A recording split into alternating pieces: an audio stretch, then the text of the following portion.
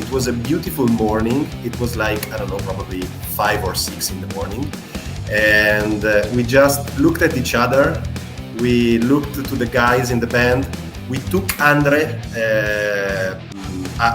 out of the ground, and we carried him in the pool, and we threw him in the pool, and we got in the pool all together, and we spent the whole morning chilling in the pool, and it's one of my favorite memory with him. Era 5, 6 da manhã, todo mundo pegou, olhou um pro outro, olharam pro André, pegaram o André e jogaram o André na piscina. Uma chance boa, né? Pegar o Andre Matos e jogar na piscina é bem legal, né?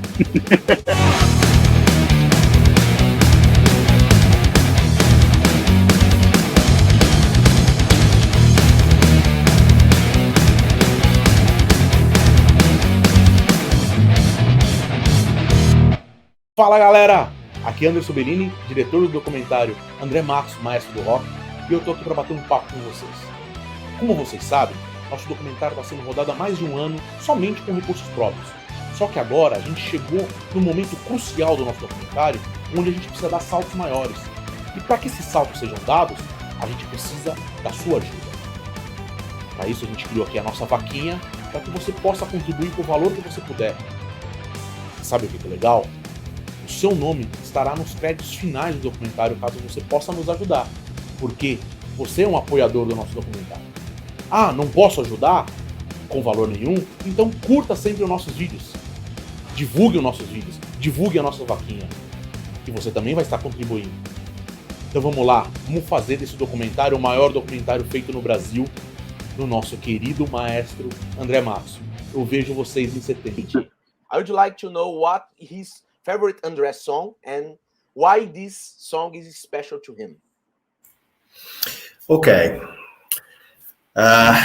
It's hard to pick one because I would say that probably all the songs from Angels Cry are, I still listen to them often, and I still like the whole album. I think Andre did a great job on that album. Every song is special, but I think even if it's probably not my favorite among all that he sang, I think the song that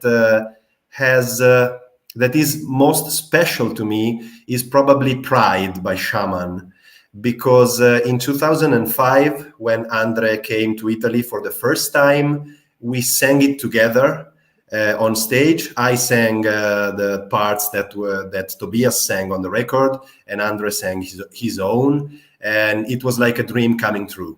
So I have a really special place in my heart for that song and that memory with Andre on stage. Então, a pergunta do nosso internauta aqui foi para ele escolher qual a música favorita, né, música da época do André. E ele começou, isso é muito difícil de escolher, né? Ele acha que o disco Angels Cry inteiro, ele ouve até hoje, acha que toda música, todas as músicas são muito especiais, né? Ele explicou que assim, ele ia pegar não a favorita, mas uma música que era muito especial para ele, que é a Pride, do Xamã. E por que isso? Em 2005, eles cantaram junto essa música, né? E ele fez a parte do Tobias, o André fez a parte do próprio André. Isso para ele foi um sonho realizado, né? E por isso que essa música sempre vai ter um lugar especial no coração dele. Eu gostaria de saber como o público italiano recebeu o André cantando Iron Maiden. No Brasil, sempre tem uns críticos de ocasião e uns haters. Na Itália tem também? É igual? No, actually, in Italy, it was wonderful. We didn't have we didn't hear any critics or any haters.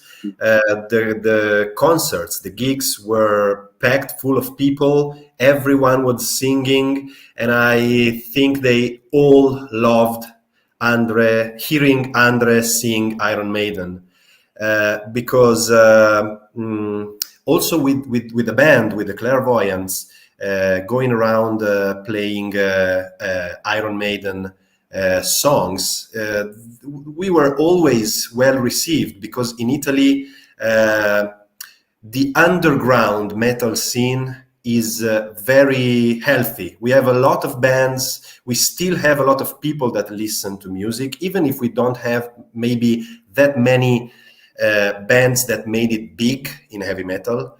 But we still have a lot of fans of heavy metal and a lot of fans of Iron Maiden, and also a lot of people that really loved Andre and his voice and his music. So I can only say that it was wonderful. No hate. All right. Respondendo a pergunta, né? Na Itália, ele falou que sempre foi maravilhoso, né? Nunca receberam críticas, nunca teve os haters de plantão, os concertos estavam sempre cheios, né?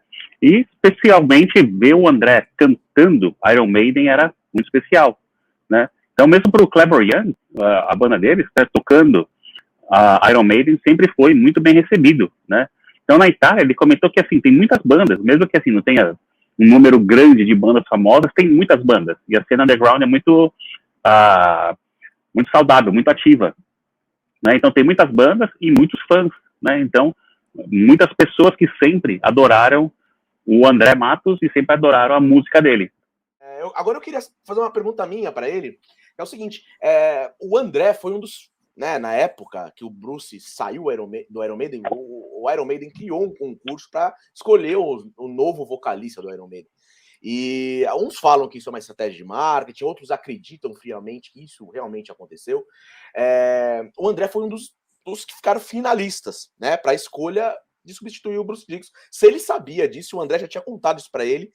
O André fala, inclusive no nosso documentário, que o próprio Rod Smallwood entrou em contato com ele, com o André, e falou, e pediu material para ele, entendeu? Assim, então, ele ouviu que ele poderia ter sido o vocalista do próprio Rod Smallwood. Então, eu queria saber se ele sabia dessa história quando eles convidaram o André, falou, pô, tivemos um cara quase Iron Maiden aqui com a gente. We have that kind of legend also here in Italy. We have some names that should have joined Iron Maiden, and Andre was in that list. Also in Italy, we have this kind of saying. I tried to ask Andre about this once, and he actually never really answered the question. He tried to, he avoided the question and said, yeah, maybe yes, maybe not, we'll never know. So I would like to answer your question, but unfortunately, I do not have a straight answer. I did not get an answer from him. Ok, então, pessoal, pelo jeito o André estava sendo liso, né? Ele falou que lá na Itália também falam disso, ele até usou o termo lenda, né? Lá na Itália tem essa lenda de que tinha esse concurso para o Iron Maiden, né? E que se teve, né, o André estaria na final também, né? E ele tentou perguntar para o Andre Matos isso daí, e falou que o André se esquivava de responder isso daí. Então ele não pode responder nem que sim, que não, porque o André mesmo nunca realmente respondeu essa pergunta. Nosso próprio live se chama Doc B-Sides. Eu queria que ele contasse um B-Sides aí que ele viveu com o André, alguma coisa inusitada que ele tenha vivido com o André, pelo que a Cíntia me contou, que ele já contou nos bastidores para ela. Tem algumas coisas aí, queria que ele contasse uma dessas pra gente. I actually have a very funny memory with Andre. I remember we played near Milan, in Brescia, and then we had to drive all the way to Firenze in the middle of Italy. And it was like, I don't know, probably 4 or 5 hours drive. And we did it through the night. So we actually didn't sleep. We tried to sleep in the van, but we actually passed all the night talking about music and listening to music. I remember he said one of his favorite singers was Eric Adams from Manowar, because he was very passionate with his voice and with his performance. And then we got to Firenze, where we had a hotel, and we were very sleepy. We wanted to go to bed, but we got to a very nice place that had a pool, a swimming pool outside. It was a beautiful morning. It was like, I don't know, probably 5 or 6 in the morning. And we just looked at each other. we looked to the guys in the band. We took Andre out of the ground, and we carried him in the pool, and we threw him in the pool, and we got in the pool all together, and we spent the whole morning chilling in the pool. And it's one of my favorite memory with him, because it was our first time with him. So we were not really friends. He was still, you know, Andre Matos. He was up there for us. But he had this great quality that from the first moment, he was like one of us, a person in the band. So he was really part of the band. He was friends with us. So this is one of my favorite memories with him.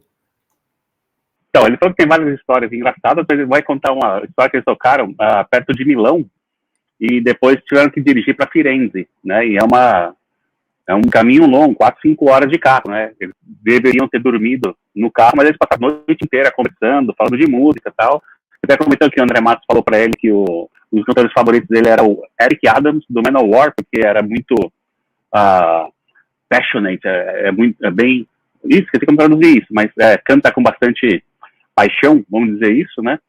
E eles chegaram no hotel super cansados, com sono, né? Mas era um lugar legal, tinha uma piscina, né? Era 5, 6 da manhã, todo mundo pegou, olhou um para o outro, olharam para o André, pegaram o André e jogaram o André na piscina.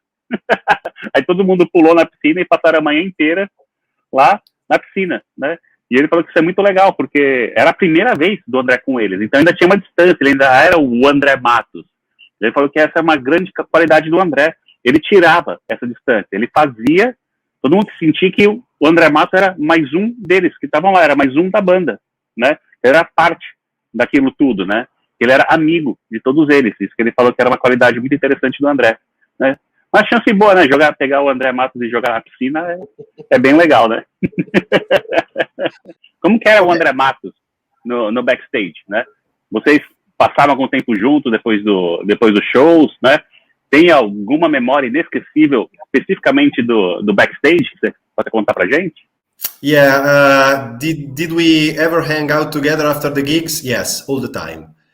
He spoke perfect Italian, so we always hang out together. We talked about everything. He knew a lot of things. He liked to talk about a lot of different subjects. We talked about philosophy, religion, music, literature. We talked about Brazil. We talked about Italy. He was very curious about a lot of things. And as I said before, it was like having another member of the band with us, because he understood everything that we said, and he participated in all of the conversations. And this is very important, because we played concerts with many different singers, but we had to speak English with them. So they were not really part of the conversation. Andre, instead, was constantly part of every conversation that we were having, no matter how stupid or how intelligent it was. And he was a very, very funny person. We always made jokes. Right today, I was talking with the bass player from the Clairvoyants. We remembered when we were driving in a van from a venue to the hotel, and we were like getting out of the van while it was still running around and doing all sorts of funny stuff while being slightly drunk, with Andre as well. So it was actually, how can I say it? He was a friend. He was part of us. Então a resposta é que o André passava algum tempo, né, com o pessoal. Ele falou, o tempo todo, né? Falava que o André falava italiano perfeitamente e falava de tudo, né? Então ele gostava de passar esse tempo com o pessoal, conversar sobre filosofia, sobre música, sobre literatura, sobre o Brasil, sobre a Itália. Ele era muito curioso, né? Queria aprender bastante. Então, por isso que ele se sentia que nem um membro da banda. Ele conseguia entender o que eles estavam falando, né? Ele conseguia participar de todas as conversas. Isso era algo muito importante. Os outros cantores que eles convidaram, eles tinham que falar inglês. Então, na hora que eles começavam a falar italiano, né, aqueles outros cantores entendiam, mas o André não. O André era sempre parte de tudo quanto é conversa, seja uma conversa estúpida, seja uma conversa inteligente. O André estava participando lá com eles, ele entendia as piadas, ele contava as piadas, né? Contou que hoje mesmo ele estava conversando com o baixista da banda deles, né? E eles lembraram de quando eles estavam numa van, saíram do lugar do show e foram pro hotel, né? Aí chegaram no hotel, o André saiu do carro já correndo, né? Ali eles saíam lá. Então realmente ele considerava, ele via que o André era com eles, era amigo, era parte deles, era realmente um deles.